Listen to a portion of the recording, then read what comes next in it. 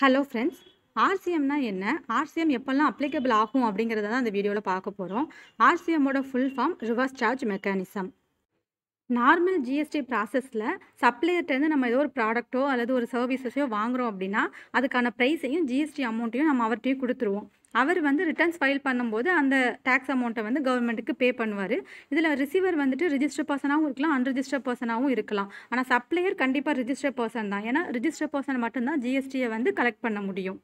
Receiver வந்து register பர்சனாக இருந்தார் அப்படின்னா அது பி2பி சப்ளை மாதிரி இருக்கும். ஸோ அவரும் வந்துட்டு ஐடிசியை கிளைம் பண்ணிக்கலாம். இதே ரிசீவர் வந்துட்டு அன்ரிஜிஸ்டர் பர்சனாக இருந்தாருன்னா பி2சி அப்படிங்கிற மாதிரி இருக்கும். ஆர்சிஎம்மில் பார்த்தீங்கன்னா ரிசீவர் தான் வந்து ஜிஎஸ்டி அமௌண்ட்டை கவர்மெண்ட்டுக்கு பே பண்ணுவார். ஸோ ரிசீவர் வந்து கண்டிப்பாக ஒரு ரிஜிஸ்டர் பர்சனாக தான் இருப்பார். சப்ளையர் வந்துட்டு ரிஜிஸ்டர் பர்சனாகவும் இருக்கலாம், அன்ரிஜிஸ்டர் பர்சனாகவும் இருக்கலாம். ஸோ மோஸ்ட்லி வந்து இந்த அன்ரிஜிஸ்டர் பர்சன்லேருந்து வாங்குற பர்ச்சேஸுக்கான டேக்ஸ் அமௌண்ட்டை கலெக்ட் பண்ணுறதுக்கு தான் இந்த ஆர்சிஎம் கொண்டு வந்தாங்க. அவங்க வந்து ரிஜிஸ்டர் பர்சனாகவும் இருக்கலாம். ஏன்னா கவர்மெண்ட் வந்து குறிப்பிட்டு வரையறுத்து கொடுத்துருப்பாங்க. இந்தந்த குட்ஸ் எல்லாத்தையும் பண்ணுறவங்களுக்கு ஆர்சிஎம் மூலமாக கவர்மெண்ட்டுக்கு டேக்ஸ் பே பண்ணணும். இந்தந்த சர்வீசஸை ப்ரொவைட் பண்ணுறவங்க வந்து ஆர்சிஎம் மூலமாக இந்த ரிசிபியன்ட் வந்துட்டு டேக்ஸ் அமௌண்ட்டை கவர்மெண்ட்டுக்கு பே பண்ணணும் அப்படின்ட்டு ஒரு லிஸ்ட்டு கொடுத்துருக்குறாங்க. ஆர்சிஎம் எப்போல்லாம் அப்ளிகபிள் ஆகும் பார்த்தீங்கன்னா, அன்ரிஜிஸ்டர்ட் டீலர்ட்டேருந்து நீங்கள் ஒரு பர்ச்சேஸை வாங்குறீங்க அப்படின்னா ஆர்சிஎம் மூலமாக டேக்ஸை பே பண்ண வேண்டியிருக்கும். காமர்ஸ் ஆப்ரேட்டர் ஹோலாக வந்து சர்வீசஸை வந்து கஸ்டமர்ஸ்க்கு ப்ரொவைட் பண்ணுவாங்க. கஸ்டமர்ஸ்லேருந்து ஜிஎஸ்டியை கலெக்ட் பண்ணி ரிசிபியண்ட்டான இந்த காமர்ஸ் ஆப்ரேட்டர் வந்து ஜிஎஸ்டியை பே பண்ணுற மாதிரி இருக்கும். அதேமாதிரி சிபிஎஸ்சி டிபார்ட்மெண்ட் இந்தந்த குட்ஸ் இந்தந்த சர்வீசஸ் எல்லாம் ப்ரொவைட் பண்ணுறவங்களுக்கு வந்து ஆர்சிஎம் மூலமாக அந்த ரிசிபியன்ட் தான் வந்துட்டு கவர்மெண்ட்டுக்கு ஜிஎஸ்டியை பே பண்ணணும் அப்படின்னு ஒரு லிஸ்ட்டு கொடுத்துருக்குறாங்க. ஸோ இதை எதில் பே பண்ணணும் அப்படின்னு பார்த்தீங்கன்னா ஜிஎஸ்டிஆர் 3Bல table 3.1D inward supplies liable to reverse charge அப்படின்னு இருக்கும். ஸோ உங்கள் டேக்ஸபிள் வேல்யூவை நீங்கள் போட்டுக்கணும். அதுக்கான டேக்ஸ் அமௌண்ட் எவ்வளவோ அதை வந்து போட்டு பே பண்ணுற மாதிரி இருக்கும். இது வந்து அன்ரிஜிஸ்டர்ட் டீலர்ட்ட இருந்தாலும் சரி, ஆர்சிஎம் மூலமாக நீங்கள் வேறு ஏதாச்சும் ஒரு குட்ஸோ சர்வீஸோ வாங்கியிருந்தாங்களோ இந்த இடத்துல தான் அது காட்டும் 3.1D. அதே மாதிரி டேபிள் நம்பர் 4 வந்து ஐடிசிக்குள்ளது. 5th ரோவில் இருக்கிற ஆல் அதர் ஐடிசி அப்படிங்கிறது நீங்கள் பர்ச்சேஸ் பண்ணும்போது பே பண்ண அந்த டேக்ஸ் அமௌண்ட் பர்டிகுலர் மந்த்துக்குள்ளதை ஐஜிஎஸ்டி, சிஜிஎஸ்டி, எஸ்ஜிஎஸ்டின்னு அது பிரித்து காட்டும். அதே மாதிரி 3rd ரோவில் இருக்கிற inward supplies liable to reverse charge அப்படிங்கிற ரோவில் வந்துட்டு நீங்கள் ரிவர்ஸ் சார்ஜ் மூலமாக எவ்வளோ அமௌண்ட் பே பண்ணுறீங்களோ அதுவும் வந்து உங்களுக்கு ஐடிசியாக கன்வெர்ட் ஆகும். ஆனால் அந்த மந்த்லேயே வராது. பர்டிகுலர் மந்த்துக்கு நீங்கள் கேஷால் தான் பே பண்ணுவீங்க. நெக்ஸ்ட் மந்த்லேருந்து அந்த அமௌண்ட் வந்து உங்களுக்கு ஐடிசியாக கன்வெர்ட் ஆகி கிரெடிட் லெஜரில் இருக்கும்.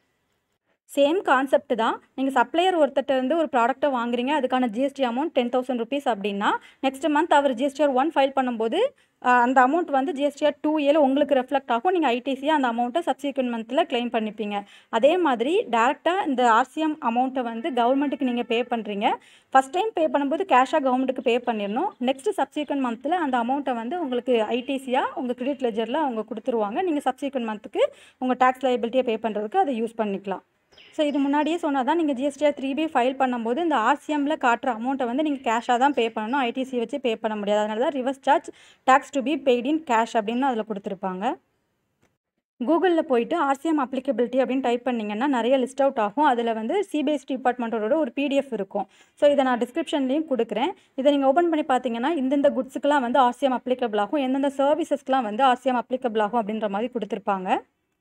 குட்ஸ்ன்னு பார்த்தீங்கன்னா கேஷ்யூ நட்ஸ், பிடி wrappers, tobacco leaves, silk yarns இதோட சப்ளைஸ்லாம் பார்த்தீங்கன்னா அன்ரிஜிஸ்டர் பர்சனாக தான் இருப்பாங்க. ஸோ இதெல்லாம் நீங்கள் அவங்கள்ட்ட வாங்குறீங்க அப்படின்னா ரிசிபியண்டான நீங்கள் தான் ஆர்சிஎம் மூலமாக அந்த டேக்ஸ் அமௌண்ட்டை கவர்மெண்ட்டுக்கு பே பண்ணணும். ஸோ இதை வாங்குகிற ரிசிபியண்ட்டான நீங்கள் வந்துட்டு என்னோடய டர்ன் ஓவர் வந்து 20 லட்சத்துக்கு மேலே இல்லை 40 லட்சத்துக்கு மேலே இல்லை நான் எதுக்கு ஜிஎஸ்டி ரிஜிஸ்டர் பண்ணணும்னு சொல்ல முடியாது. இந்த பொருட்களெல்லாம் நீங்கள் வாங்குறீங்க அப்படின்னா ரிசிபியண்ட்டான நீங்கள் வந்து கண்டிப்பாக ரிஜிஸ்டர் பர்சனாக தான் இருக்கணும். உங்களோட டர்ன் ஓவர்லாம் வந்து கணக்கு கிடையாது. நீங்கள் கண்டிப்பாக ஜிஎஸ்டி ரிஜிஸ்டர் பர்சனாக தான் இருக்கணும். நீங்கள் தான் ஆர்சிஎம் மூலமாக அந்த டேக்ஸ் அமௌண்ட்டை கவர்மெண்ட்டுக்கு பே பண்ணணும். அதே மாதிரி சர்வீசஸ்ன்னு பார்த்தீங்கன்னா அதுலேயும் ஒரு 14 சர்வீசஸ் கொடுத்துருக்காங்க.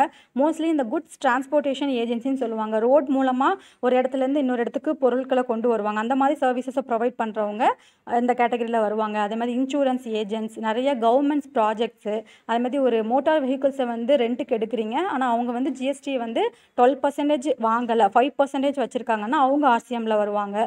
லீகல் சர்வீசஸ் பை அட்வொகேட் இந்த மாதிரி ஒரு 17 கேட்டகரிஸ் கொடுத்துருக்காங்க.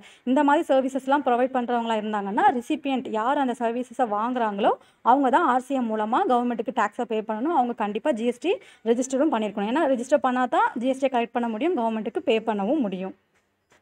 நிறைய பேர் கேட்குற கொஷின் வந்து நான் ஸ்மால் பிஸ்னஸ்மேன் டொபாக்கோ லீவ்ஸ் அல்லது இந்த மாதிரி சில்கியான் இந்த மாதிரி ஆர்சிஎம்மில் வர்ற பொருட்களை தான் நான் வாங்கி விற்கிறேன். என்னோட டர்ன் ஓவர் வந்து 20 லட்சம் அல்லது 40 லட்சம் கிடையாது. நான் கண்டிப்பாக ஜிஎஸ்டி ரிஜிஸ்டர் பண்ணணுமான்னா கண்டிப்பாக ரிஜிஸ்டர் பண்ணணும். உங்களோட டர்ன் ஓவர்லாம் இதில் கணக்கில் கிடையாது. ஆர்சிஎம்மில் இந்தந்த குட்ஸ்ன்னு சொல்லிட்டாங்க அப்படின்னா உங்களோட டர்ன் ஓவர்லாம் வந்து கணக்கில் வராது. நீங்கள் தான் வந்து அந்த டேக்ஸை வந்து கவர்மெண்ட்டுக்கு பே பண்ணணும். ஸோ நீங்கள் ரிஜிஸ்டர் பர்சனாக தான் கண்டிப்பாக இருக்கணும். அதே மாதிரி ஃபஸ்ட் டைம் நீங்கள் வந்து கேஷ் லெஜரை யூஸ் பண்ணி தான் அந்த அமௌண்ட்டை பே பண்ண முடியும். நெக்ஸ்ட் சப்சிக்வெண்ட் மந்த்தில் தான் வந்து உங்களுக்கு அது ஐடிசியாக கன்வெர்ட் ஆகி கிடைக்கும். வீடியோ யூஸ்ஃபுல்லாக இருக்கும்னு நினைக்கிறேன். அப்டேட்ஸ் உடனே தெரிஞ்சுக்கணும்னா சப்ஸ்கிரைப் பண்ணிட்டு பெல் ஐக்கானை கிளிக் பண்ணிடுங்க. டவுட்ஸ் எதுவும் இருந்துச்சுன்னா கமெண்ட் செக்ஷனில் கேளுங்க. தேங்க்யூ.